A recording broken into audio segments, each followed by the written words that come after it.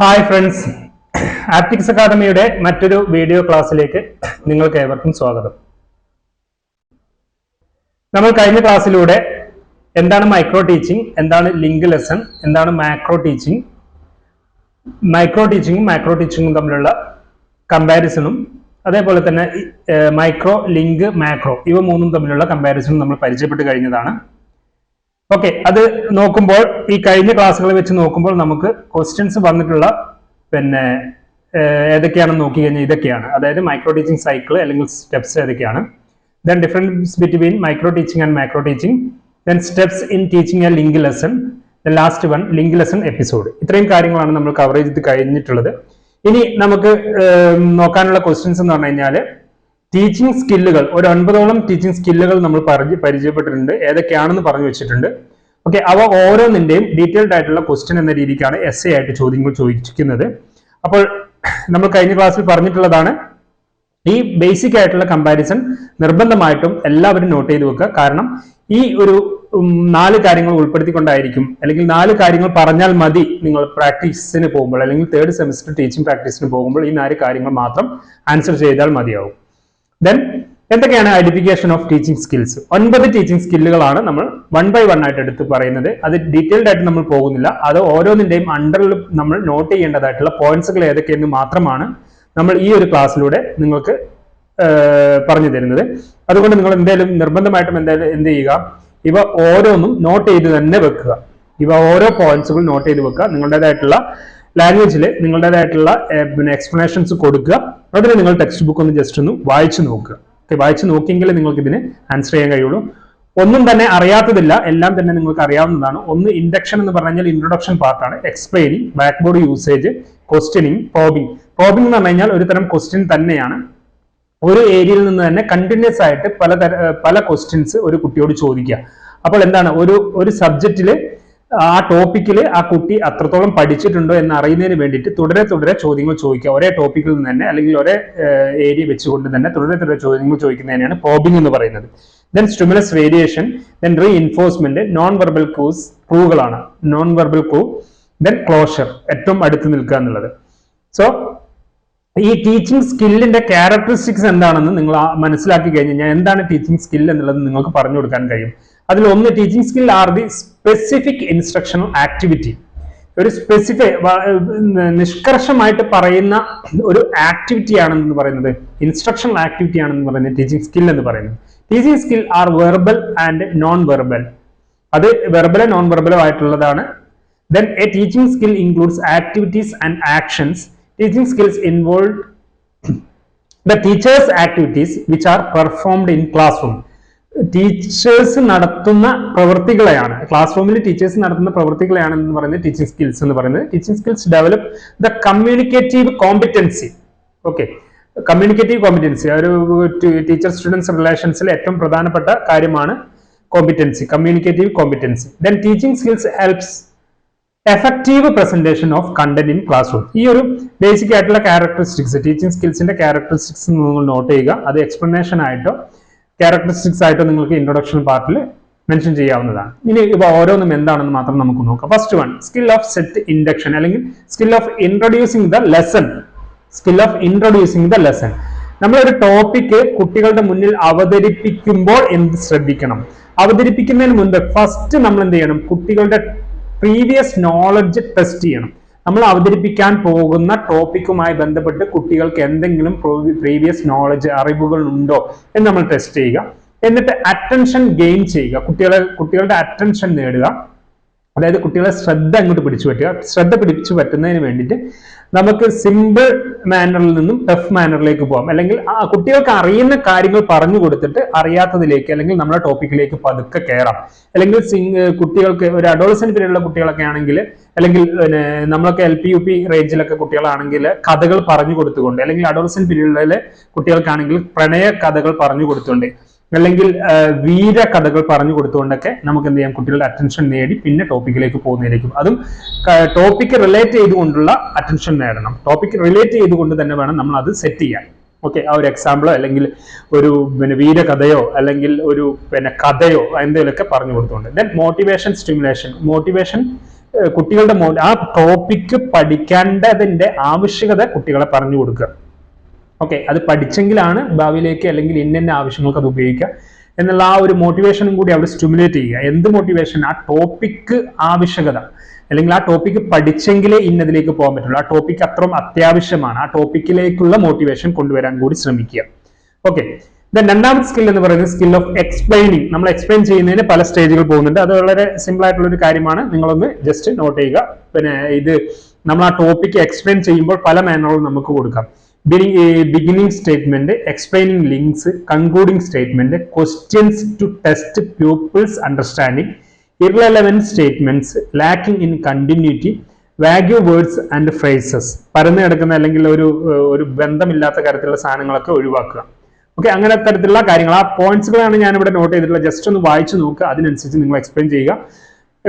കാരണം എന്താ വെച്ച് കഴിഞ്ഞാൽ ഇതെല്ലാം കൂടി നമ്മൾ എക്സ്പ്ലെയിൻ ചെയ്ത് പോയി കഴിഞ്ഞ് കഴിഞ്ഞാൽ 2, 3, 4, 5 ക്ലാസ് ഒന്നും പോരാ. അതുകൊണ്ട് ഞാൻ ആ പോയിന്റ്സുകൾ മാത്രം ഇവിടെ മെൻഷൻ ചെയ്താണ്. വായിച്ചാൽ മനസ്സിലാവുന്ന കാര്യങ്ങൾ തന്നെയാണ് ഇതിലുള്ളത് എന്നുള്ളതും കൂടി നോട്ട് ചെയ്ത്, അതുകൊണ്ട് നിങ്ങൾ പരമാവധി ടെക്സ്റ്റ് ബുക്ക് ഒന്ന് വായിച്ചു നോക്കാൻ വേണ്ടി ശ്രമിക്കാം. നിങ്ങൾക്ക് PDF അയച്ചു തന്നിട്ടുണ്ട്. അതേപോലെ തന്നെ ഈ ക്ലാസിന്റെ PDF നിങ്ങൾക്ക് വേണമെങ്കിൽ അയച്ചു തരാം. അത് നിങ്ങൾക്ക് എത്രത്തോളം യൂസ്ഫുൾ ആണെന്ന് അറിയില്ല, കാരണം കണ്ടന്റ് നിങ്ങൾക്ക് ഉണ്ടാവും, പക്ഷെ വായിക്കണമെങ്കിൽ ടെക്സ്റ്റ് ബുക്ക് തന്നെ വായിക്കാൻ വേണ്ടി ശ്രമിക്കാം. ദെൻ തേർഡ് സ്കിൽ എന്ന് പറയുന്നത് skill of black board usage. Black board usage എന്ന് പറഞ്ഞാൽ എല്ലാവർക്കും അറിയുന്നതാണ്, തിരിഞ്ഞു നിന്ന് സൈഡ് നോക്കി എഴുതുക എന്നുള്ളതാണ് ബ്ലാക്ക് ബോർഡ് യൂസേജിൽ നിന്ന് നിൽക്കുന്നത്. Then legibility, then comprehension, highlighting the main points, compatibility, backboard summary, contact with the pupil. ഇത്രയും കാര്യങ്ങളാണ് നമ്മൾ ബ്ലാക്ക് ബോർഡ് യൂസ് ചെയ്യുമ്പോൾ ശ്രദ്ധിക്കേണ്ടതായിട്ടുള്ളത്. അതിലൊന്ന് ലെജിബിലിറ്റി ഉണ്ടായിരിക്കണം, കോംപ്രിഹെൻഷൻ ഉണ്ടാവണം, ഹൈലൈറ്റിംഗ് ഉണ്ടാവണം, കോമ്പറ്റബിലിറ്റി ഉണ്ടാവണം, ബാക്ക് ബോർഡ് സമ്മറി ഉണ്ടാവണം, അതേപോലെ തന്നെ കോണ്ടാക്ട് വിത്ത് ദി പ്യൂപ്പിൾ. കുട്ടികളുമായിട്ട് എഴുതുന്ന സമയത്ത് കുട്ടികൾക്ക് കോണ്ടാക്ട് ഇല്ലാത്ത അവസ്ഥ ഉണ്ടാവരുത്. അതല്ലെങ്കിൽ ബാക്ക് തിരിഞ്ഞ് എഴുതുന്ന ഒരു സാഹചര്യം ഉണ്ടാവരുത്.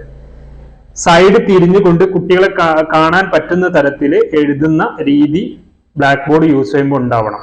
അപ്പോൾ ഇത്തരത്തിലുള്ള കാര്യങ്ങൾ ബ്ലാക്ക് ബോർഡ് യൂസ് ചെയ്യുമ്പോൾ ശ്രദ്ധിക്കുക എന്നുള്ളതാണ്. അത് നിങ്ങളുടെ ടെക്സ്റ്റ് ബുക്കിൽ കൃത്യമായിട്ട് എഴുതിയിട്ടുണ്ട്. അതേപോലെ തന്നെ skill of questioning.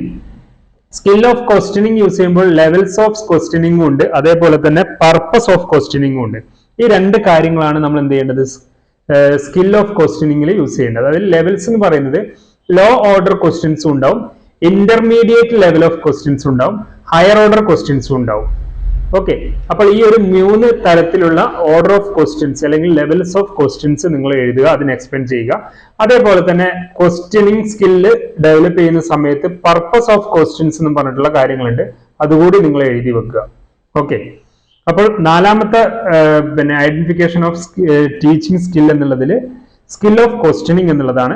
Then next one probing. Probing എന്ന് പറഞ്ഞു കഴിഞ്ഞാൽ കണ്ടിന്യൂസ് ആയിട്ടുള്ള ക്വസ്റ്റ്യൻസ്, ഒരു ടോപ്പിക്കിനെ കേന്ദ്രീകരിച്ചുകൊണ്ട് തന്നെ തുടർച്ചയായിട്ട് കുട്ടിയോട് ക്വസ്റ്റ്യൻ ചോദിക്കുന്നതിനെയാണ് എന്ന് പറയുന്നത് സ്കിൽ ഓഫ് പ്രോബിംഗ് എന്ന് പറയുന്നത്. അതായത് ഒരു ടോപ്പിക് പഠിപ്പിച്ചു കഴിഞ്ഞ് കഴിഞ്ഞാൽ ആ പഠിപ്പിച്ച ടോപ്പിക്കിന്റെ എല്ലാ ഏരിയയും കുട്ടികൾക്ക് മനസ്സിലായോ എന്ന് അറിയാൻ വേണ്ടിയിട്ടാണ് ഈ ഒരു മെത്തേഡ് യൂസ് ചെയ്യുന്നത്.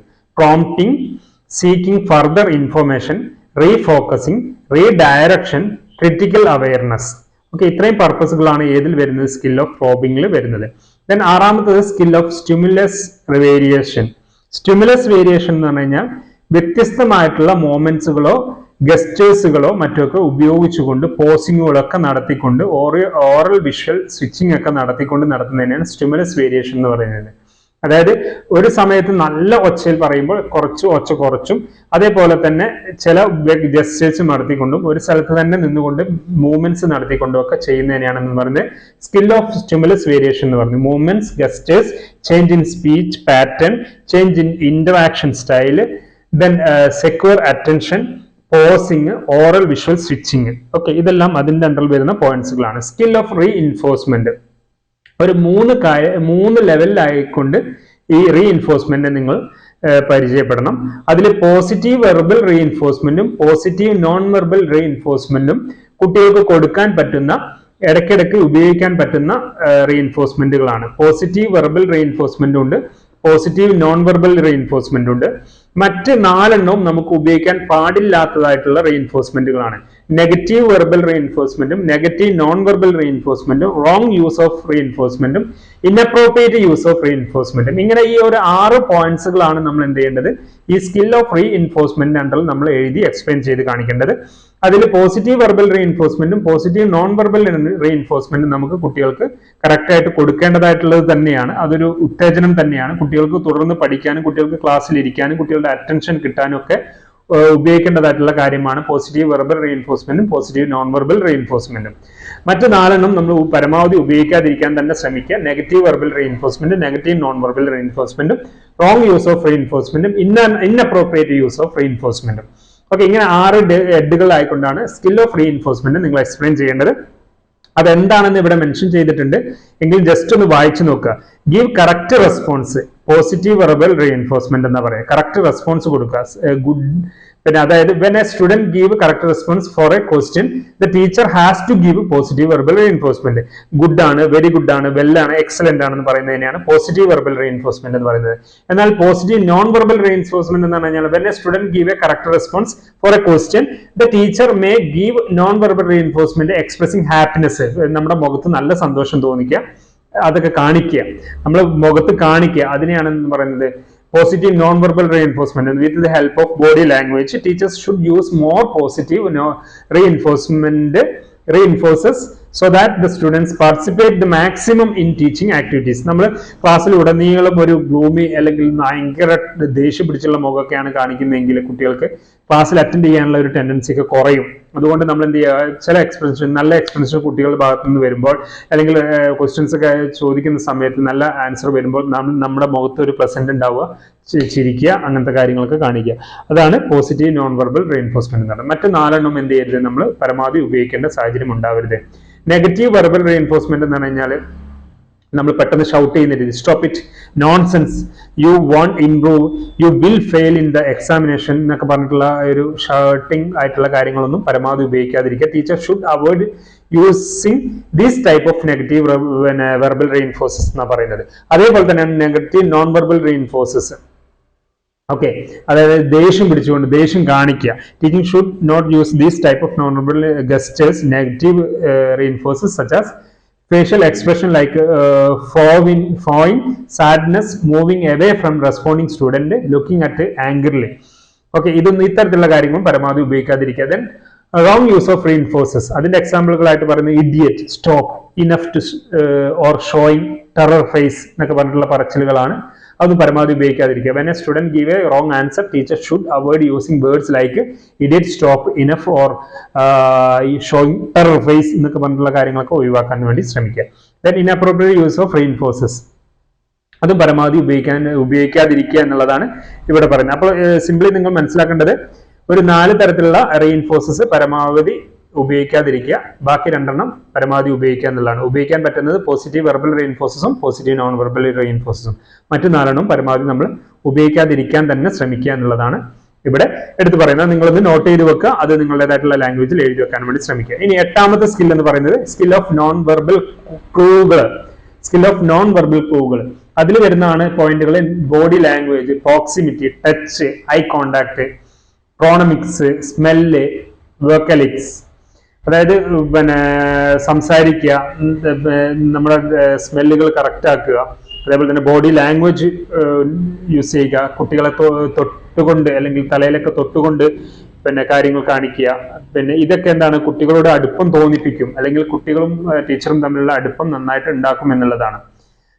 കുട്ടികളുടെ അറ്റൻഷൻ കിട്ടാനൊക്കെ സാധ്യത കൂടുന്നു എന്നുള്ളതാണ്. Skill of closure, okay, consultation of major points. അതായത് നമ്മൾ എടുത്ത ടോപ്പിക്കിനെ ഒന്നും കൂടി കൺസോൾട്ടേറ്റ് ചെയ്യുക. അപ്പോൾ ഒന്നും കൂടി എന്താണോ പറയുന്നത് അതിലേക്ക് പെട്ടെന്ന് കുട്ടികൾ അടുക്കാൻ വേണ്ടി ശ്രമിക്കും. കുട്ടികൾ ആ ടോപ്പിക്കിലേക്ക് അടുത്തടുത്ത് വരും. അതായത് എപ്പോഴും നമ്മൾ എന്ത് ചെയ്യുന്നു, പിന്നെ തുടർച്ചയായിട്ട് ഇങ്ങനെ ടോപ്പിക്ക് തന്നെ പറഞ്ഞുകൊണ്ടിരിക്കുന്നു. ഒരു എന്താണ് തുടങ്ങിയതെന്നോ എന്താണ് അവസാനിക്കുന്നതെന്നും കുട്ടികൾക്ക് ഒരു ബോധമില്ലാത്ത രീതിയിലാവുമ്പോൾ കുട്ടികൾ അതിൽ നിന്ന് വിട്ടുവിട്ടു പോകും, ടോപ്പിക്കിൽ നിന്ന് വിട്ടുവിട്ടു പോകും. അതേസമയം നമ്മൾ ഇടയ്ക്കിടയ്ക്ക് ഇന്നതാണ് ഞാൻ പറയുന്നത്, ഇന്ന പോയിന്റാണ് ഞാൻ സംസാരിക്കുന്നതെന്ന് കുട്ടികൾക്ക് ഇടയ്ക്കിടയ്ക്ക് ഇങ്ങനെ സൂചിപ്പിച്ചുകൊണ്ടിരുന്നാൽ എന്ത് സംഭവിക്കും, അതിൽ ക്ലോഷർ ഉണ്ടാവും. ഓക്കെ, ഇപ്പോൾ നമ്മൾ സംസാരിച്ചുകൊണ്ടിരിക്കുന്ന ഐഡന്റിഫിക്കേഷൻ ഓഫ് ടീച്ചിങ് സ്കിൽസ് ആണ്. അതിൽ 9 പോയിന്റ് ഉണ്ട്. അതിൽ 9ാമത്തെ പോയിന്റ് ആണ് ഞാനിപ്പോൾ ഇവിടെ ഡിസ്കസ് ചെയ്യുന്നതെന്ന് നിങ്ങളോട് പറയുമ്പോൾ നിങ്ങൾക്ക് വീണ്ടും അതിലേക്ക് അടുക്കാനുള്ള സാഹചര്യം ഉണ്ടാവും. Application of present knowledge, linking post knowledge with present knowledge, linking present knowledge with future learning. Okay, അതായത് പിന്നെ ഇപ്പോഴത്തെ ടോപ്പിക്കും പ്രസന്റ് ടോപ്പിക്കും കഴിഞ്ഞ ടോപ്പിക്കും തമ്മിലുള്ള കണക്ഷൻ കൊണ്ടുവരിക, പിന്നെ ഈ ഇപ്പോഴത്തെ ടോപ്പിക്ക് ഫ്യൂച്ചറിലേക്ക് യൂസ് എങ്ങനത്തോളം ഉണ്ടാവും എന്നുള്ളതിനെ കുറിച്ച് പറയുക. ഇതൊക്കെ എന്താണ് കുട്ടികൾക്ക് പിന്നെയും ടോപ്പിക്കിലേക്ക് അടുക്കാനുള്ള സാഹചര്യങ്ങൾ ഉണ്ടാക്കുന്നു എന്നുള്ളതാണ്. അപ്പോൾ ഐഡന്റിഫിക്കേഷൻ ഓഫ് ടീച്ചിങ് സ്കിൽസ് എന്നുള്ളതിൽ പ്രധാനമായിട്ടും 9 പോയിന്റുകളുണ്ട്. ആ പോയിന്റുകളിൽ ഇനിയും കൂടുതലായിട്ടുള്ള കാര്യങ്ങൾ നിങ്ങളുടെ ടെക്സ്റ്റ് ബുക്കിൽ പറഞ്ഞിട്ടുണ്ട്. എന്നിരുന്നാൽ പോലും ഈ സമ്മപ്പ് ചെയ്തിട്ടുള്ള ഈ പോയിന്റ്സുകളെ കേന്ദ്രീകരിച്ചുകൊണ്ട് അവനെ എലാബറേറ്റ് ചെയ്യാൻ വേണ്ടി ടെക്സ്റ്റ് ബുക്ക് വായിച്ചു നോക്കുക. ഓക്കെ, അപ്പോൾ നമ്മൾ ഡിസ്കസ് ചെയ്ത് വെച്ചിട്ടുള്ളത് സെക്കൻഡ് യൂണിറ്റിലുള്ള കാര്യങ്ങൾ 4 ഏരിയകളായിട്ട് നമ്മൾ ഡിസ്കസ് ചെയ്തു. Micro teaching, link lesson, macro teaching, then identification of teaching skills. അപ്പോൾ നമ്മൾ 2 യൂണിറ്റുകളാണ് പെഡഗോഗി ഓഫ് സബ്ജക്റ്റിൽ നമ്മൾ ചർച്ച ചെയ്ത് കഴിഞ്ഞത്. AIIMS and objectives of the subjects എന്നുള്ളതും ടീച്ചിങ് സ്കിൽസ് എന്നുള്ളതും. ദെൻ അവസാനമായിട്ട് നമ്മൾ പരിചയപ്പെടാനുള്ളത് അപ്രോച്ചസ് ഓഫ് ടീച്ചിങ് എന്നുള്ള യൂണിറ്റ്, അപ്രോച്ചസ് ഓഫ് ടീച്ചിങ്. അടുത്ത ക്ലാസ്സിൽ നമുക്ക് വീണ്ടും കണ്ടുമുട്ടാം. എല്ലാവരും നന്നായി തന്നെ പഠിക്കുക, എല്ലാവർക്കും നന്നായി പഠിക്കാൻ കഴിയട്ടെ എന്ന് ആശംസിക്കുന്നു. Thank you, all the very best.